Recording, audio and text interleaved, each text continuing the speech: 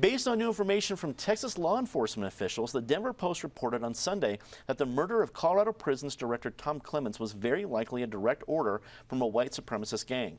The Post's editorial page was openly critical of the lack of information from Colorado officials and how the investigation has been handled.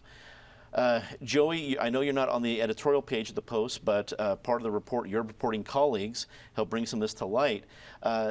What has been the impression of what we have found out? Even though this case is several years old, it's still fresh in a lot of people's minds, and there's still a lot of things to talk about. Well, one of the things we learned is that Kirk Mitchell at the Denver Post is a hell of a good reporter.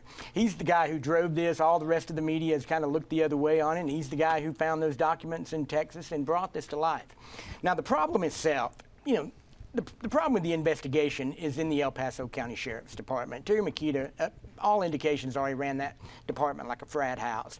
Where the governor and the state government comes in is they should have stepped in. They should have, taken a look at this because, the statute of limitations on conspiracy is already over. But it's not too late to name a special prosecutor and go after murder charges against those responsible. Now, for the Republicans that want to lay this at the feet of John Hickenlooper, that's pretty preposterous. He and Tom Clements were close friends. I don't think that John Hickenlooper subverted justice to the benefit of white supremacists. I think that they dropped the ball on this, and for whatever reason, they didn't call the El Paso County Sheriff's Department to account for how they were handling this case, and it's time to appoint a special prosecutor. I think we'll see that.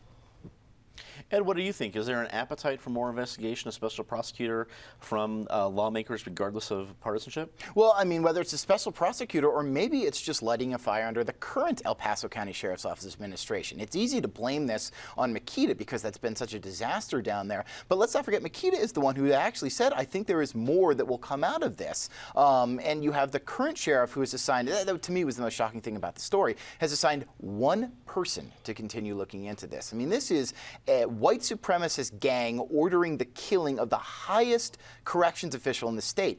Don't think they can't order a lot more killings a lot more easily. This is something you really have to get on. And the fact that there is one person looking into it almost seems like it's the result of a spitting contest between the Makita administration, who would have, in all likelihood, from what has been reported, gone after this with a little more gusto, and the current administration, who is just trying to do anything that Makita didn't do.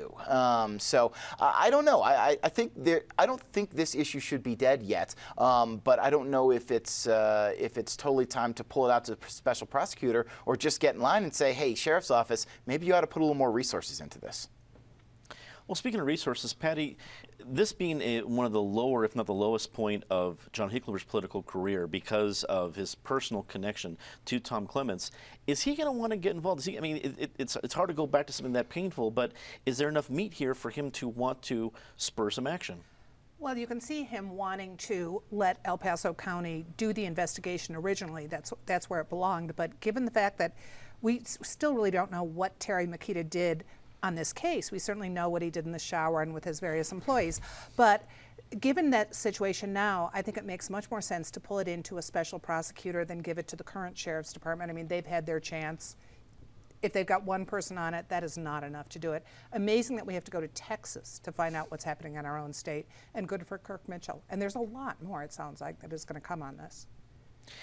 David, you're our esteemed lawyer at the table. What's the best next move for officials to make on this issue? Well, a special prosecutor might be the right way to go, and certainly the governor has not, I'm sure will never forget the murder of his close friend, and in fact, it's in his autobiography, and in the excerpt of his autobiography, which he wrote as an editorial for Time magazine, he talks about it. Now, the odd thing is, to him, this was the decisive justification for why he signed these Bloomberg anti-gun laws in 2013. I don't really see the connection between white supremacists who are in prison already and not allowed to have guns, and why cracking down on law-abiding gun owners is some kind of response to that. It seems more like, X does something wrong, and so you punish A, B, C, and D for some kind of symbolic retribution.